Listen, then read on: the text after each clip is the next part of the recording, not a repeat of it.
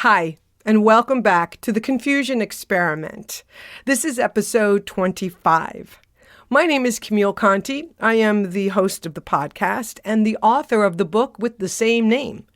And I'm really having a wonderful time hanging out with you every Monday in the laboratory of life, dropping a little deeper into these topics that I discuss in my book.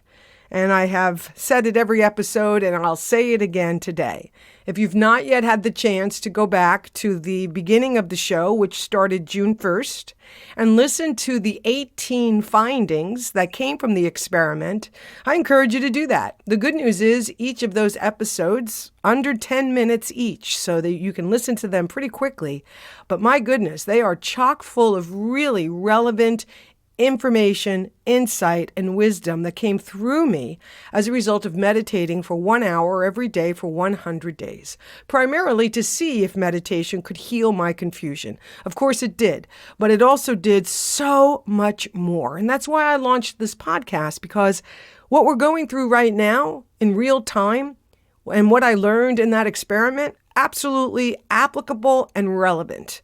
And so I just really appreciate you hanging out with me and sharing this new podcast with those who you think might like what we're talking about here. In fact, whether you are on Apple Podcasts or Stitcher or at the homepage on podbean.com, you can share the episodes right there from the episode page. It's an easy way to put it on social media or get it to somebody that might be going through whatever it is that we are talking about. These last couple of weeks, we've talked about living with uncertainty. We've talked about confusion as a state of high consciousness, as well as a strategy, which is still one of the more interesting episodes. And today I want to talk to you about two things, two prongs that come out of the same wheel. I want to talk to you about instinct versus intuition. And I want to talk about decision making. I've got a lot of people in my life who are either teachers or teacher assistants or parents who are dealing with whether or not to send their kids back to school and are dealing with whether or not they should go back to school, teaching and assisting. And I touched on this a little bit last week as it relates to different methods that you can try when it comes to making a decision, including putting the decision in your body and giving yourself a sense of what that feels like. So I want to go back and talk about those pieces and add to that instinct and intuition and what to do when you don't know. One of the greatest things that I have come to realize on my spiritual path, even before I did the experiment, though it was certainly reconfirmed and amplified in the experiment, is that there is a knower within me. There is an intelligence available to me that knows.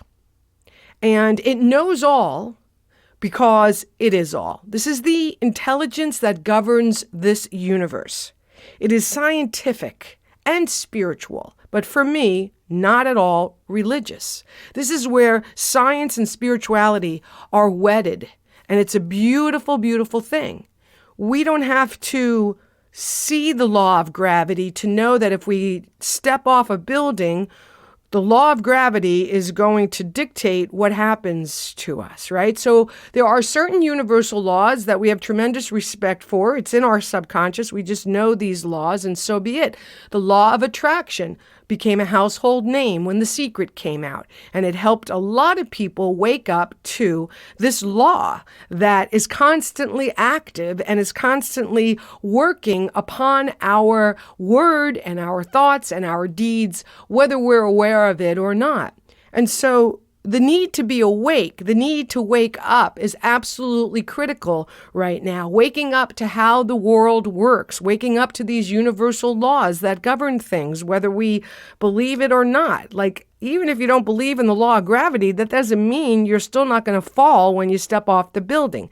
That's why they're universal laws, they're principles. They were here before we got here, and they're going to be here long after we're gone. So the best thing that we can do is to learn about them, remind ourselves about them, so that we can work in accordance with them. The other thing that I've realized about this knower within me is that not only is it my source, and not only is it tapped in to everything about my life, including what I desire most and how to bring that desire into fruition, it's constantly communicating to me. Now, my work, if I can use that term, is to be listening. My opportunity is to balance my talking with silence. And so these days, I, like you, I'm in a place of not knowing. I know a little bit. I have a sense. However, a lot of the details and the fuller picture has not yet been revealed to me. So I'm in a point right now where I am really wanting to allow my wisdom of what I know to be true, there's an intelligence within me that knows, to allow that to settle me into a place of listening and receptivity. Because if this intelligence is real, and to me it is, and if it already knows the outcome of this moment, and to me it does, then it would behoove me to sit still on a regular basis and create the environment for it to be heard. And for me, that's meditation and prayer. It's also walking and riding my bicycle. Whatever it is for you, I invite you to continue to cultivate your time in that activity so that you can continue to cultivate this relationship with the one within you that knows. Why is that important? I was reading the wonderful Ernest Holmes this morning, as I do every day. He's the founder of my spiritual philosophy, the science of mind and spirit. It goes back to the early 1900s. I think it just celebrated its 100th year last year or the year before that. So it's been around a while, and it's based on all universal truth. So it's a wonderful philosophy. It's a wonderful way of life. And in the reading, he was talking about the difference between instinct and intuition. And to summarize what he was saying is that instinct is in the animal. It's this blind knowing that leads an animal to food. It leads the salmon back to where it all began. It's just this internal knowing that is instinctive in the animal. They don't have to do anything. It's just already there. Intuition is that instinct alive with self-awareness. So in other words, instinct becomes intuition in us as we bring our awareness of its existence. Why is all this important, and why am I talking about this today? Because in this time of COVID, in this new design for living, in the protests, in the collapse of life as we've known it, with the numbers rising, people unemployed, people losing their homes, there is so much on a foundational, structural level that is falling away. And it's very, very scary for a lot of people, and rightly so. It is an opportune time to come into relationship with your intuition. Come into relationship with the inner knower that can assist you and me in taking the steps through this place that has no map.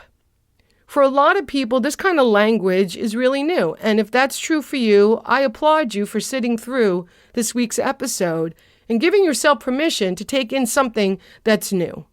Because it is not going to come from the headlines. Remember, a headline announces something that is already done. So by the time you get a headline, it's complete. There is nothing you can do except react, respond, or let it go. That's why you have to be very careful about how much time you spend in the news and in the headlines, because you're giving your precious now moment to something that is already done. What could we do instead of that? We could cultivate an environment that allows us to strengthen our relationship to our intuition. We all have intuition. We all experience intuition. Sometimes our intuition says, turn here or call this person. We all have it. But when you consciously develop that relationship, when you say to yourself, I want to spend more time hanging out in the silence, in prayer, in nature, communing with the one within me that knows, it responds in equal measurement because it is an intelligence. It is awake, it is aware, it is alive.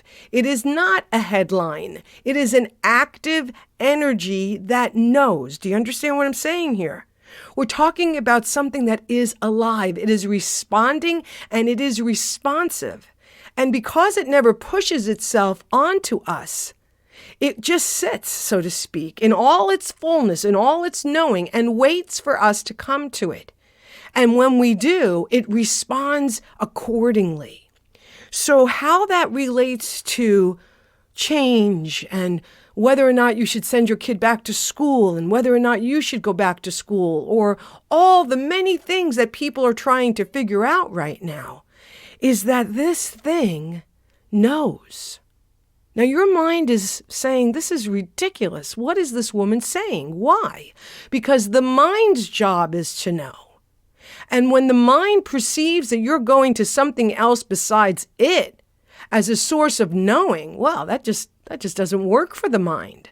The mind presents itself as the knower. And it's not to dismiss the mind completely. I'm not saying that. It's not to dismiss that which you know. I'm not saying that either. However, what I am saying is that along with the mind, there is intuition. And that knows. Along with the mind, there is the heart, and that knows. And in our society, intuition and the heart have no value in that which we call knowing, and they have no value in that which we call how one knows.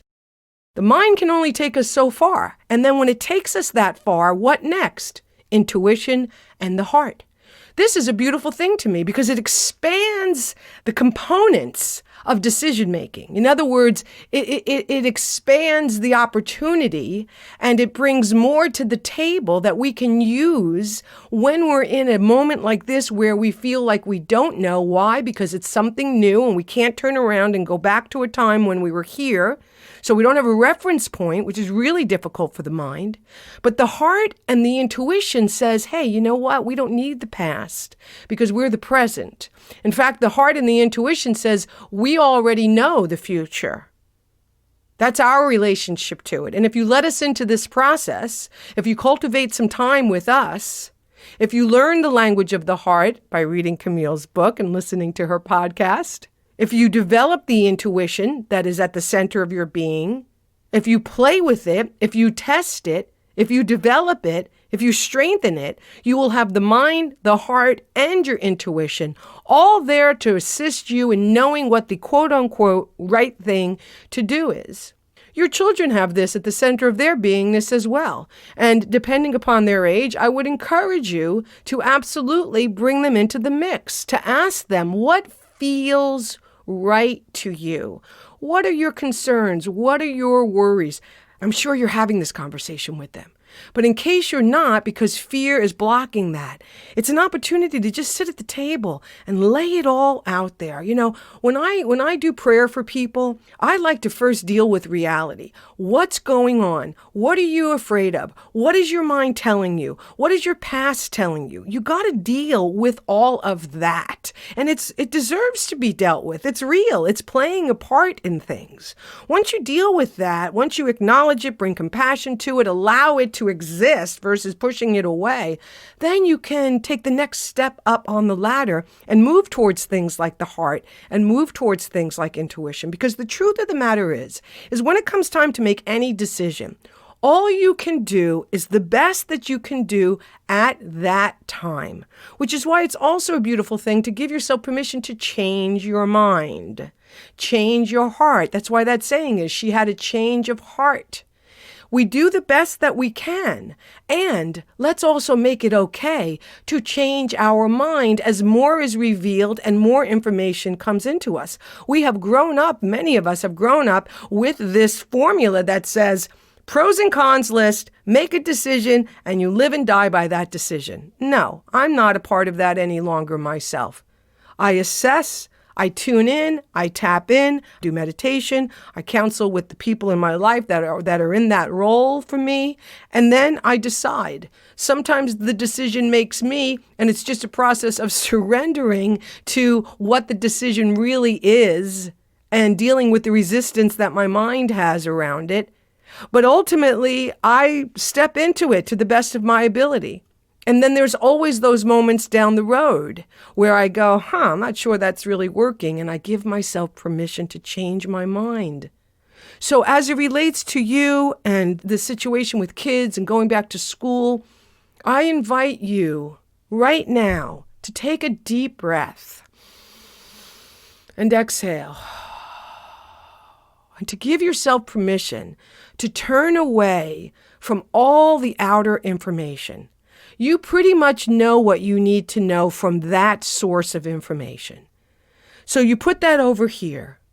Then you take some time to go within yourself. However you do that, I don't know how to meditate. You can go to my other website, This Awakening Spirit, and get my free meditation course. I think it's 5 or 6 courses, 10 to 15 minutes long each lecture. And basically, it's just about learning how to breathe, how to focus on your breathing, how to be mindful of your breathing. If you could do that a couple of minutes a day, a couple of times a day, you're basically experiencing the most basic form of meditation. Don't make it hard. It doesn't have to be hard. It's only difficult for the mind. For your heart, for your intuition, it's just standing by, ready for you to simply just say to it, okay, heart of mine, show me the way. Okay, heart of mine, what do you sense about this whole thing I have to make a decision about? You tell your intuition, okay, listen, I know you're there. Maybe this is my first time hanging out with you, or it's been a while since I've used you, but I'm here. I'm available to you. Show me the way. Show me the way. That's such a great command. Show me the way. I'm open. Make it really obvious and make it really big that I trip over it mentally, emotionally. Show me the way. Because then what happens is you have a process. You have a way. You have a methodology for yourself by which you make decisions. We talked about critical thinking last week and the importance of putting on the filter of neutrality. The filter of neutrality removes emotion from the situation at hand, which is really important. I've had to do that myself. In fact, another thing I wanted to talk about today is the sensation that is surrender, because that's a part of this topic. And it truly is a sensation. I would imagine another word for it is grace. I was aware of it while it was happening, and it was really cool. It was kind of mystical. Like I separated from myself and I was observing, wow, I'm surrendering. It was a sensation of letting go. It wasn't a mental knowing I have to let go. It wasn't an emotional letting go. It was a literal sensation of me letting go, like the feeling of when you let the balloon go. And it was really powerful. And I was so grateful for it. Because one of the things I've been saying is to my higher power, to my inner knower, I've been saying, help me do the things I of myself cannot do. Help me heal this situation. Help me forgive this person. Help me do that which of myself I can't do. And that is surrender. That is a beautiful moment. So that might be something you want to try. Maybe this has been a very difficult time for you to figure out, what am I supposed to do? Like with my mom, when I was caring for my mom, one of the big stressors was that I was responsible for her. I don't have any kids. I don't have a husband. I have not lived inside the experience of being responsible for anyone else's well-being except my own. And so I can only imagine what it's like as a parent to have to make this decision, literally life or death, as it relates to your kids. I want to say I promise you, but I'm always mindful of that kind of a guarantee. I can only say, based on my own experience, if you try this, if you bring the heart and your intuition into this process, at the very least, when you decide, or when you allow that decision to make you will feel complete. In other words, you will feel, I've done the work, I've prayed, I've meditated, I've asked, I've researched, I've counseled, and now I'm able to step forward with this decision because for this moment, it's the best that I can do, and I'm going to allow myself to change my mind if and when information, facts, situations change. Because really, what I teach in my change class is that it's continuous. The mind loves to think that you make a decision, okay, that's it, put it over there, it's all done, we never have to visit it again. But that's not how life works. Life is a continuous evolutionary experience. Things are changing all the time. That's why when you go through deconstruction, like we're going through now, and destruction, which is necessary for the rebuild, going through times like this of unbelievable change, it is incredibly helpful to be flexible, to lose your preferences for how you like life to be, to lose your preferences on how you like to be, how you like other people to be.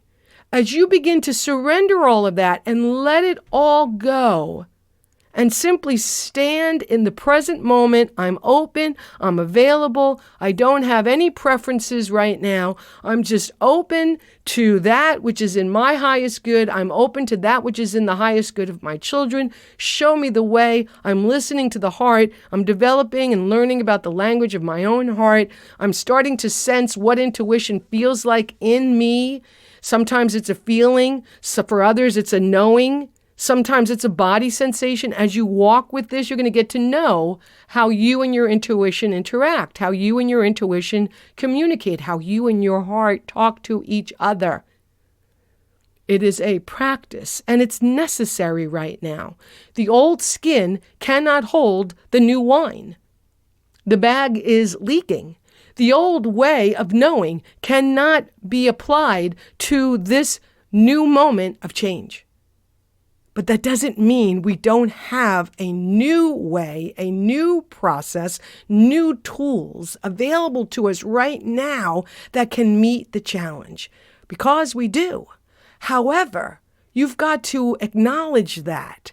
You've got to seek that. You've got to be willing to say the past is over. It's a done deal. There ain't nothing there that's going to help me right now.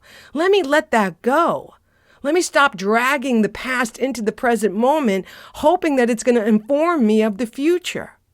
It is such a powerful time. I could talk about this every single day because it's just that important and necessary to educate ourselves about this.